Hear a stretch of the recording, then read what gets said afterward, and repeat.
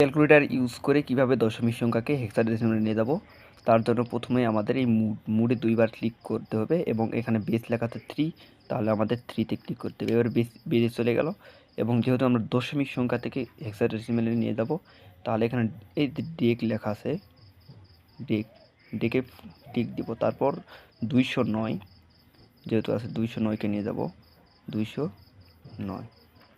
এরপর আমরা ইকুয়ালে টিক দেব। এরপর আমরা নিয়ে যাবো যেহেতু হেক্সাই, তাহলে এই যে এখানে অক্টাল, তারপর মিন মানে বাইনারি, হেক্স মানে হেক্সা, এখানে হেক্সায় ক্লিক দিব। তাহলে D1 এটাই আমাদের অ্যান্সার। ক্যালকুলেটর ইউজ করে কিভাবে দশমিক সংখ্যাকে হেক্সাডেসিমালে নিয়ে যাব তার জন্য প্রথমে আমাদের এই মুডে দুইবার ক্লিক করতে হবে এবং এখানে বেস লেখা আছে 3, তাহলে আমাদের 3-তে ক্লিক করতে হবে। এবার বেজে চলে গেল এবং যেহেতু আমরা দশমিক সংখ্যা থেকে হেক্সাডেসিমালে নিয়ে যাব, তাহলে এখানে এই যে ডেক লেখা আছে, ডেকে টিক দিব। তারপর 209 যেহেতু আছে 209কে নিয়ে যাব 209। এরপর আমরা ইকুয়ালে টিক দেব। এরপর আমরা নিয়ে যাবো যেহেতু হেক্সাই, তাহলে এই যে এখানে অক্টাল, তারপর মিন মানে বাইনারি, হেক্স মানে হেক্সা, এখানে হেক্সায় ক্লিক দিব। তাহলে D1 এটাই আমাদের অ্যান্সার।